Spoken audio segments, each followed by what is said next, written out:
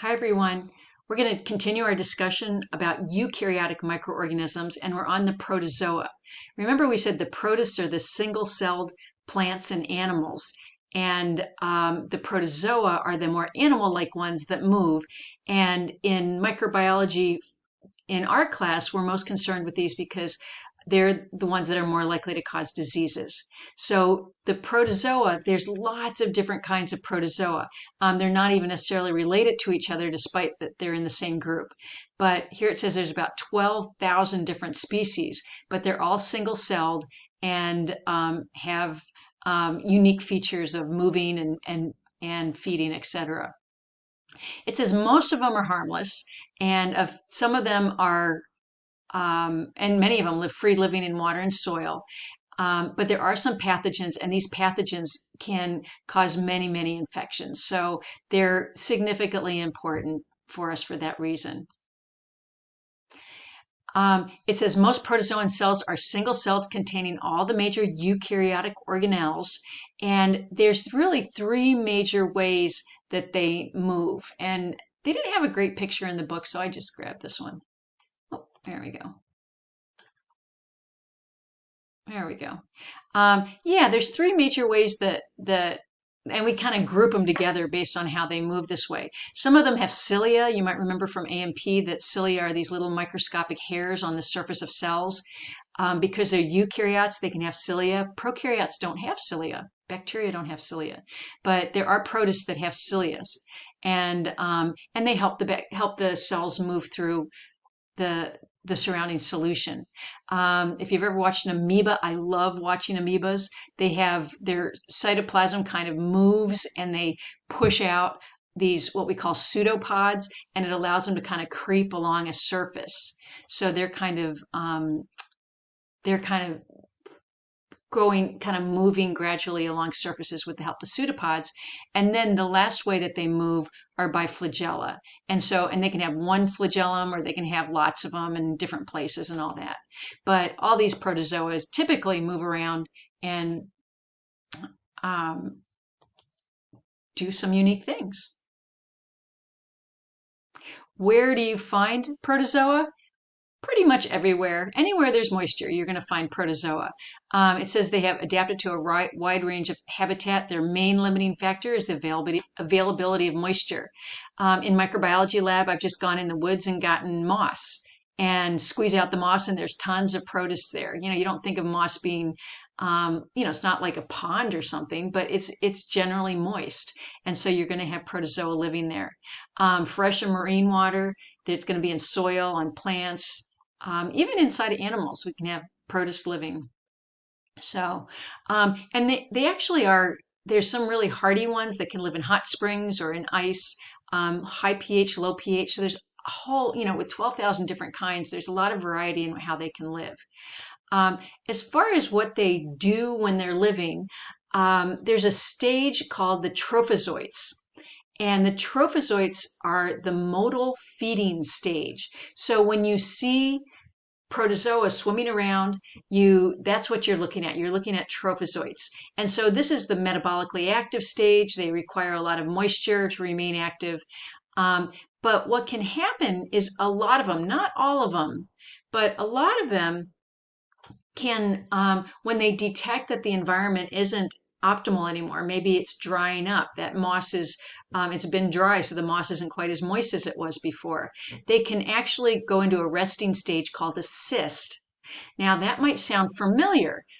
We talked about bacteria that make endospores.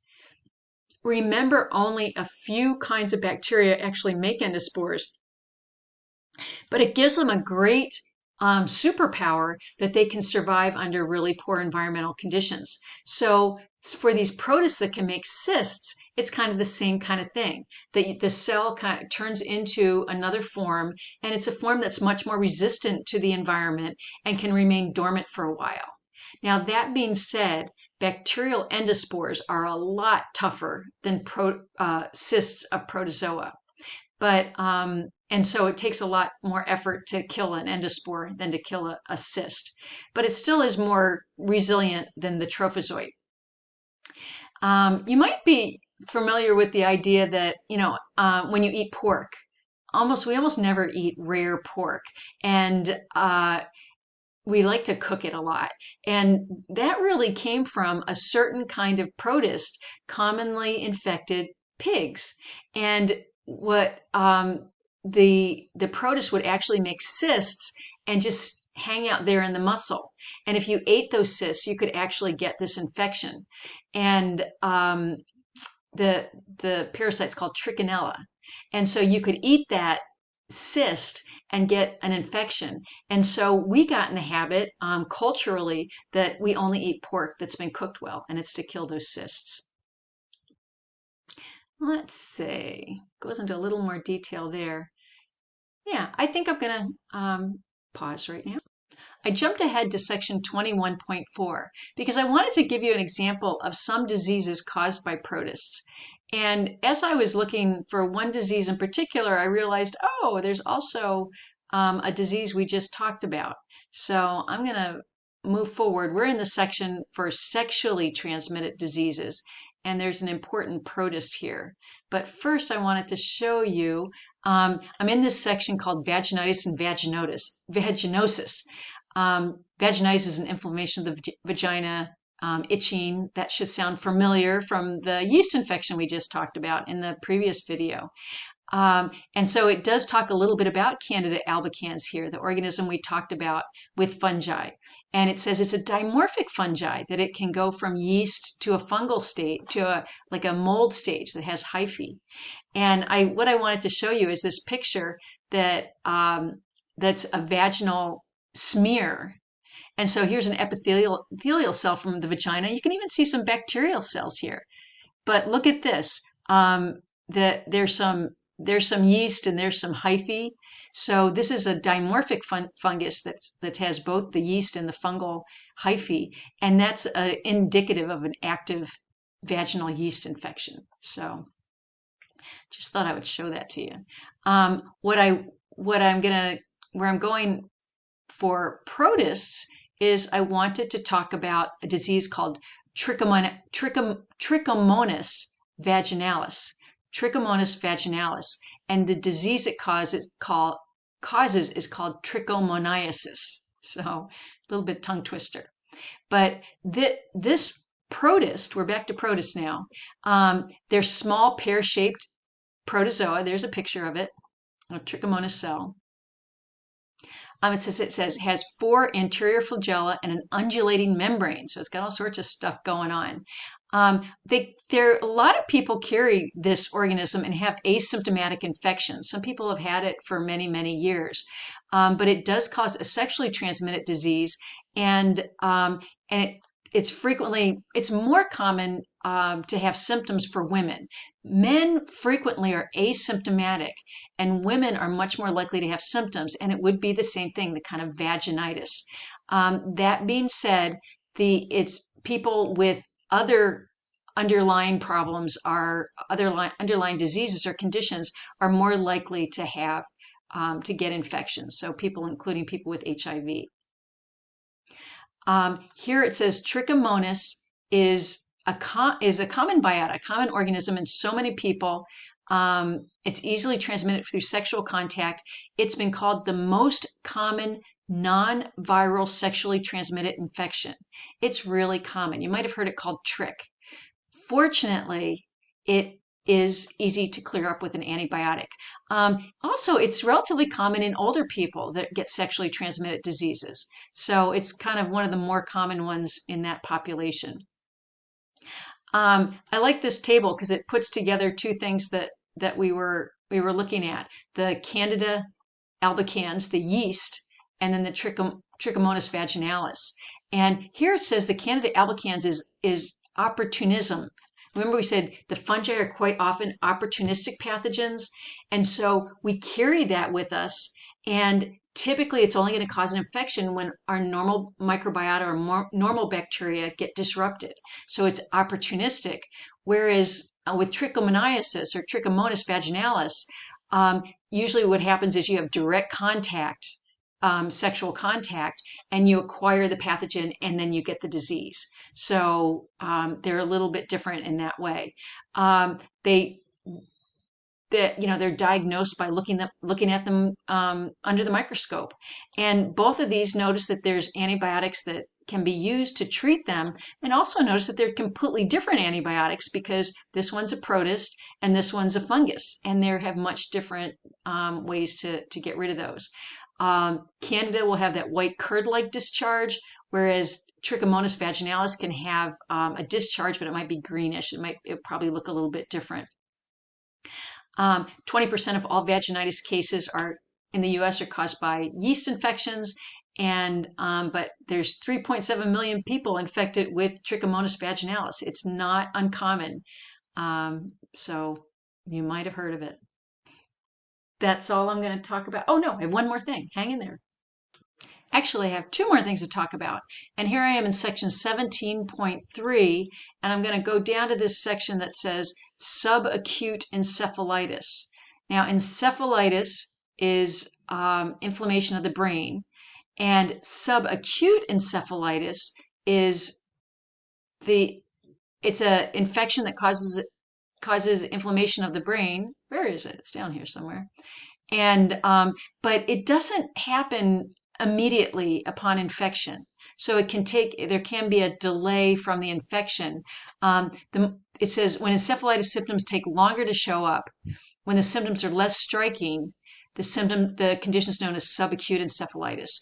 And the most common organism to cause this is called toxoplasma. Measles virus can also cause this, but we're going to talk about toxoplasma because it's also a protozoa. Here it's called Toxoplasma gondii. And the most common way that people get Toxoplasma gondii is through what we call the fecal oral route. The one of the reasons why I like to talk about this is because one of the common ways people get Toxoplasma is that it can be found in wild animals like mice. And if your pet cat, kills a mouse, if it eats the mouse, it can get some of this toxoplasma in it. Now, it doesn't cause the mouse to die, but it does cause the cat to get infected. And the cat also will not be sick, but it will shed this parasite in its feces. And so what can happen is if a pregnant woman is cleaning the cat litter and they somehow ingest some of these parasites, they can get a toxoplasma infection. And what can happen? It says, how do you prevent it? Personal hygiene, food hygiene. Here it says 15 to 29% of the U.S. population is seropositive, which means people have been, up to 30%, up to a third of people have been, almost a third of people have been exposed to this. And so it's a common thing, but if you get an active infection of this, it can actually cause a pregnant woman to have serious complications in her pregnancy. So, and it could cause birth defects, or it can cause a premature labor. And so women that are pregnant are recommended, when you're handling a cat, to wash your hands afterwards, and also to avoid changing the cat litter. Get someone else to do it. You don't want to become infected with this protozoan because it can cause some major problems. There is one kind of interesting thing about it, that mice that are infected with this actually are less afraid of cats, and therefore more likely to be eaten. It's a very weird thing, but it's well documented. There's some pretty good research on this to show that this certain kind of infection can actually change behavior. So it's pretty interesting stuff. So Toxoplasma gondii causes toxoplasmosis, which can affect a developing fetus and cause subacute encephalitis. So this is one to stay away from. I've got one more to talk to you about. Okay, last section. I jumped ahead to chapter 18 because I wanted to talk about one more very important disease caused by a protozoan, and that is malaria. And malaria, even now as the dominant protozoan protozoal disease. It threatens 40% of the world's population every year. This is something that's been around for a very long time. Um, it's even been in the United States when we started, trying to move into places like Florida. They did all these things like draining water and ditches and swamps and things like that, and using DDT and whatnot to get rid of the mosquitoes that cause malaria. And so we no longer have it in the US. But what happens when you get malaria? Well, there's an incubation period, and you can be tired, you can malaise, you just don't feel good, fatigue, aches, nausea, diarrhea, chills, sweating, and it can come and stay for a few days, and then it can go away, and then it can come back, and it actually can progress. People can recover from it, but it can also progress that it becomes very serious, involving the organs and the blood system and all that. So malaria is a very serious disease. It affects a lot of people worldwide. It's caused by a protozoan called Plasmodium, and there's a bunch of different species, but it it's caused by this parasite named Plasmodium that is picked up by insects. A lot of times, particularly mosquitoes. And so a lot of times they'll say, what causes malaria? And people say mosquitoes. But mosquitoes carry the protozoan from host to host. They don't cause it. The Plasmodium parasite causes it, or the Plasmodium protozoa. And here's a picture from your book that's just talking about how that gets transferred. And I'm not going to go into all the details, but the mosquito bites somebody, picks up the parasites from that infected person's blood. And when they bite somebody else, they inject those parasites into that person. It turns out when a mosquito bites you, it kind of regurgitates a little bit into you first, because it injects a little anticoagulant to keep your blood from clotting, so it can suck your blood. But when it does that little vomit, it puts those malaria parasites into you. And those parasites can go to the liver, they turn into another stage, they go into the blood cells, and they transform into all these different stages. But it can be picked up again by another mosquito. So malaria is, when it's endemic to an area, when it's naturally found in an area, it can be easily transmitted from person to person, as long as they are being exposed to mosquitoes that carry it. Here they're showing you kind of where malaria is most common, and it's around the equator. You hear a lot about sub-Saharan Africa having a lot of malaria, but you can still see other parts of the other continents, it's on there too. And biggest way to prevent yourself from getting malaria is stay out of those areas. And if you are in those areas, take anti-malarial drugs and sleep, and avoid mosquitoes. So sleeping with nets around you that have mosquito repellent on them, and prevent mosquitoes from getting through, can be a really huge protection. So that's where we're going to go. Here, I just looking for this. About 200 million cases a year in the malaria belt, 500,000 deaths per year. And so this is a really serious disease with serious impact. That's it.